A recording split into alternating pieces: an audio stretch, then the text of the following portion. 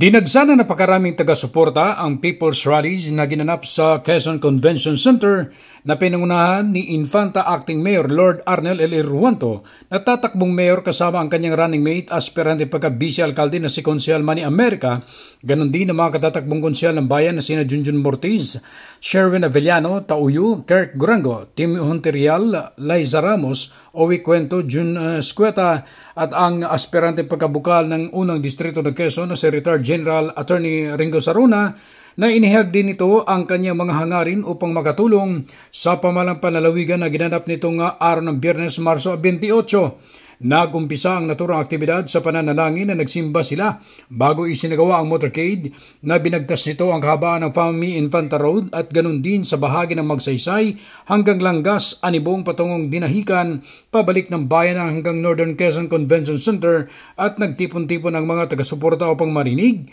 ang mga inilatag nitong plataforma de gobyerno ng nasabing grupo.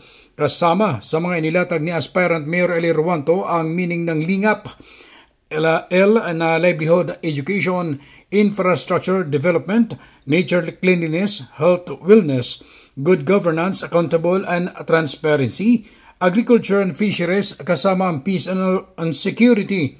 Ayon kay Ruanto, itatama nito ang mga polisiya o kapamaraanan ng distribution ng AX na ang mga makikinabang ay ang mga benepisyaryong karapat-dapat na mga less fortunate o mga higit na nangailangan.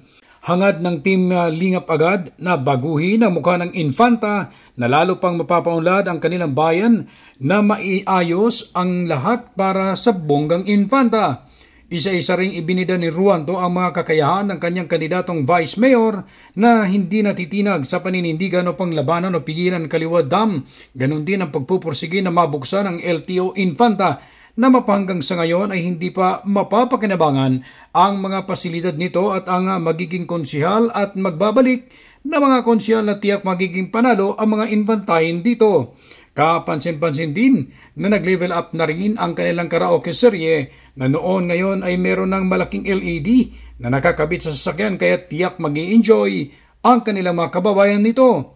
Dumalo at nakinig ang mga kapitan, mga dating kapitan ng iba't ibang barangay ng kanilang bayan, mga volunteers, iba't ibang sektor at mga nagmamahal ng Team Lingap agad sa mga inilahad nitong mga programa o plataforma de gobyerno na mas lalo pang titingkad ang direksyon ng kanilang bayan. Bago natapos ang naturang programa, ay nagsagawa sila ng mga damdaming hawak kamay at kapit-bisig sa simbolo ng kanilang tagumpay na sama-sama silang maglalakbay para sa isang magandang layunin sa bayan ng Infanta. Pero tulad ng paalala ko kanina, kung hindi po narinig, at kahapon sa mga meetings naman ng leaders, ang sentro ng kampanya ay pagmamalasakit, kakaibigan, pagmamahal sa ating kababayan. Doon dapat umikot yung sentro ng mensahe natin. At hindi po sa pakikipagsiraan, pagganti, hindi po. Mas maganda na makita ho nila pag halingap agad, hindi tayo naninira, nagsasabi tayo ng katotohanan, pero kinakapa natin yung ating kapwa kahit po magkaiba ng pananaw. Ronda balita mula sa lalawigan ng Quezon. Ako si J.R. Narit, naghahati ng mahalagang impormasyon at balitang totoo.